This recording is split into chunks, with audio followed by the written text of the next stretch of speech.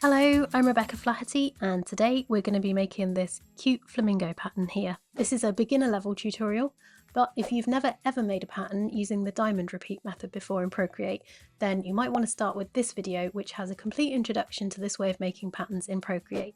It's a much better place to start if you're someone who likes to understand the why as well as the how.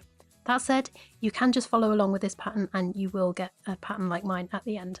For accessibility, all of my videos have fully edited subtitles, and the different sections in this video are all listed in the description, so if you want to go ahead and skip to the beginning of the tutorial, you can do that now. This pattern is just one in a series of summer holiday pattern collection that I'm working on for you. We'll be making all of the motifs using this stamp brush here, which you can get from the Pattern Maker's Toolkit over on my website.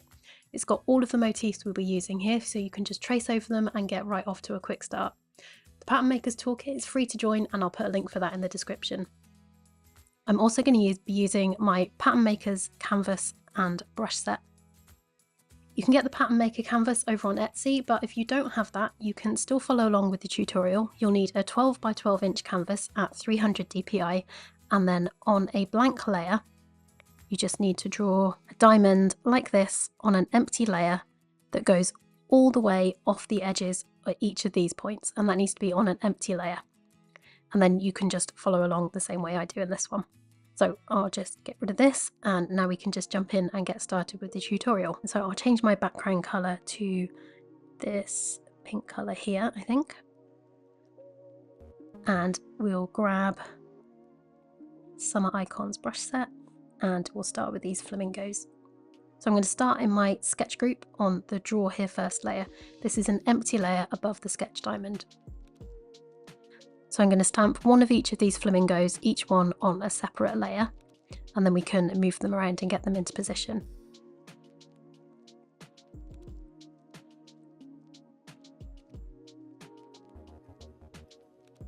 So now I've got each one of these on a separate layer, I'm going to use the transform tool to move these around and spread them around on the canvas.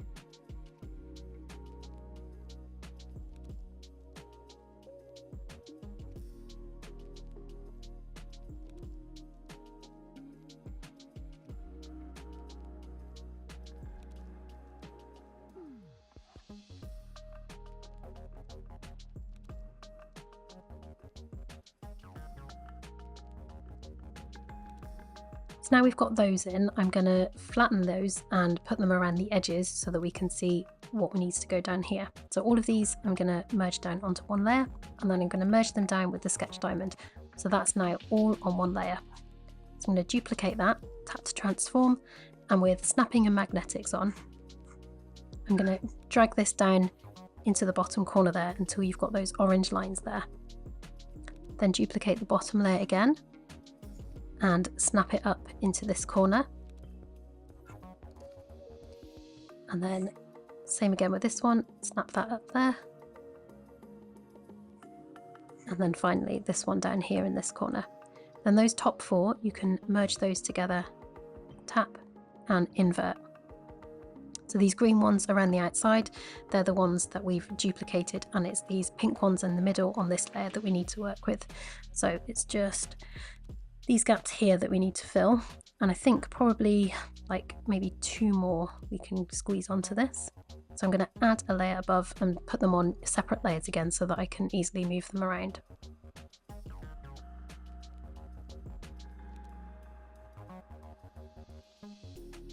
And then I'm going to have a shuffle around of some of these as well. So I'll go down to the bottom layer, use my freehand select tool and just fine tune some of these.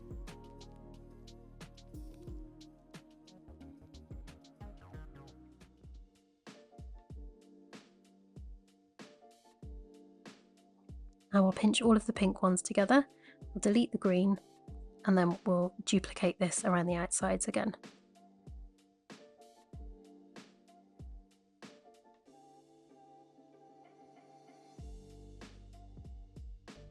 Pinch those top four together, invert the colours, and I think we're pretty okay on that one. Might just bring this guy down a little bit. Make sure I'm on the right layer. Just bring that one down there.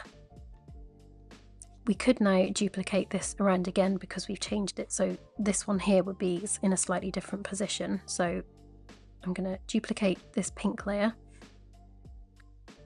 and we'll just correct that one piece of it. We don't need to do all of it. So I'll just bring it up there, snap it into place, and then we can come up to our green layer and just erase that bit that's changed. Then I'll invert the colours on this one and pinch those two together. And then that is our sketch all worked out. So now we can move on to illustrating these motifs. I'm going to drag the sketch above the pattern and I'll turn the opacity down on that one. And I think I'll make it linear burn because we're going to be blending onto pink as well. So we want it to show up nice and dark. So as with all the other patterns in this collection, we're going to illustrate in white and then scribble our colour over the top. So I'll turn our pattern folder on, start on this empty layer here, grab my white, and I'm going to use the tracing crayon and I'm going to just draw around the head and body of these.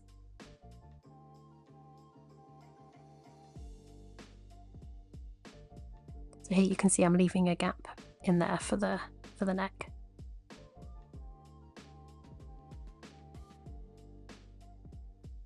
And then we just go around and repeat that for all of these. And then we can fill all these in with colour drop, making sure we get the heads as well as the bodies.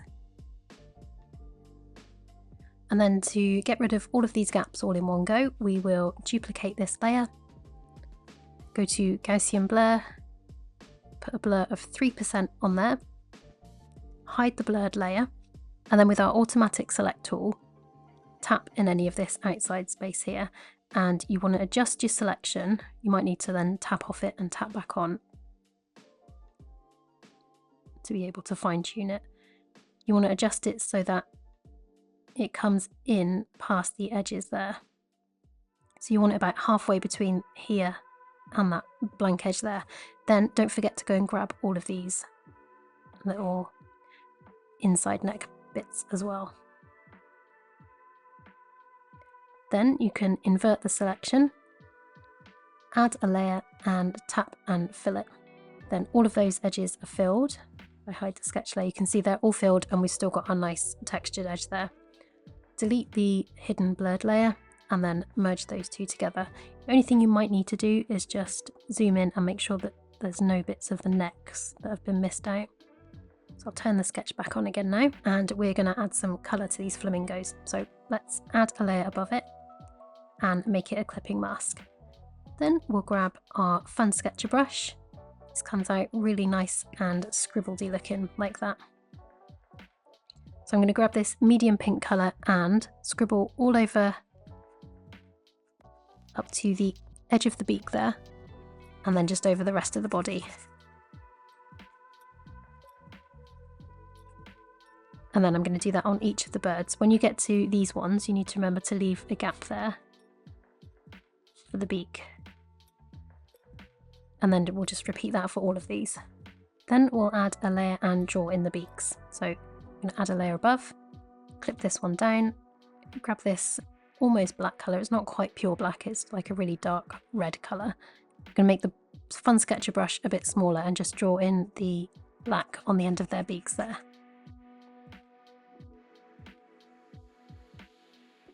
I'm going to switch to using my line detail brush. I've duplicated this one and got this one here, and I've gone in and I've just turned the streamlining and stabilization off that one so that we can draw nice jaggedy scribbles with it. So I'm going to add a layer and then we'll do the line work as well. So I'm just going to trace over their eyes and just do a little bit of darkness down there, like under the beak, and then maybe even just like a little bit just under the body there.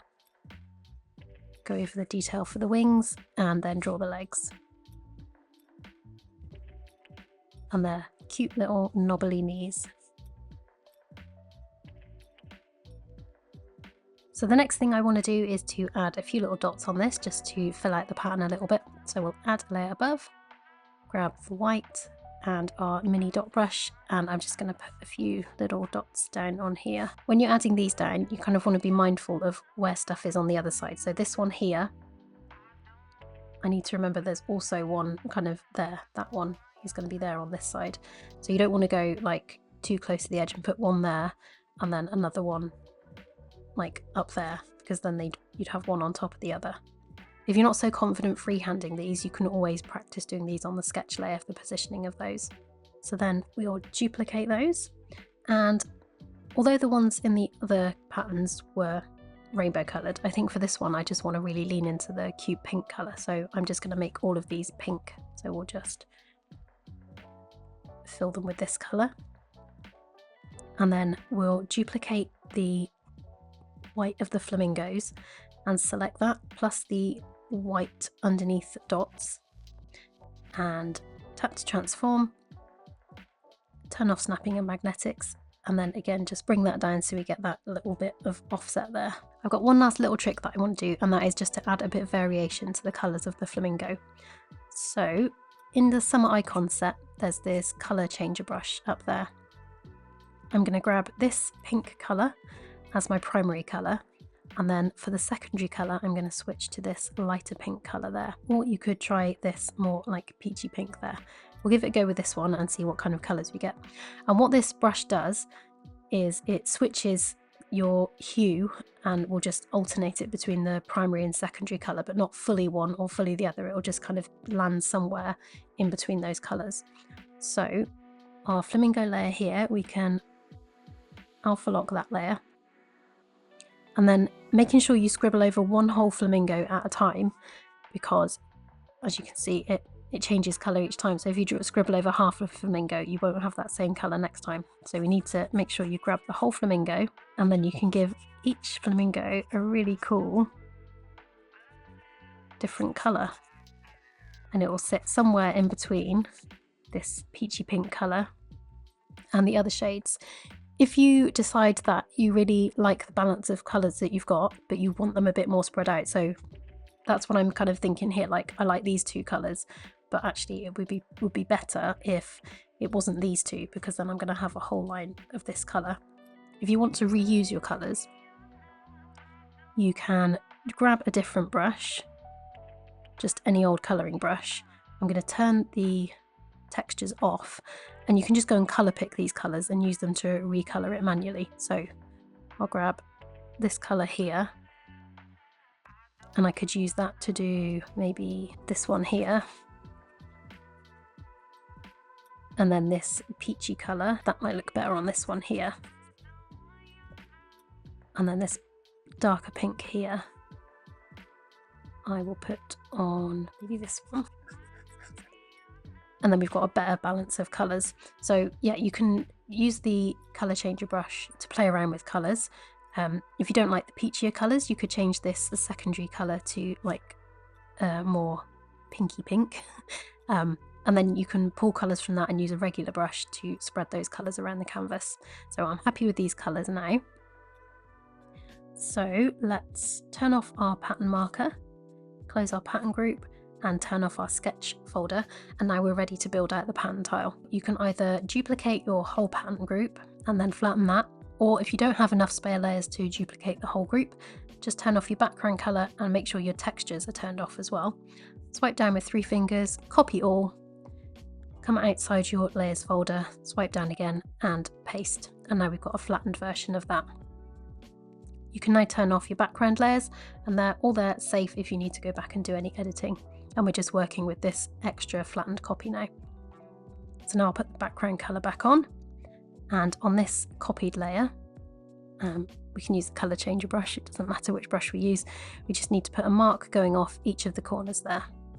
Then we can duplicate this layer, and the same as when we were duplicating our sketch around, we just bring this down into the corners like that, making sure it snaps.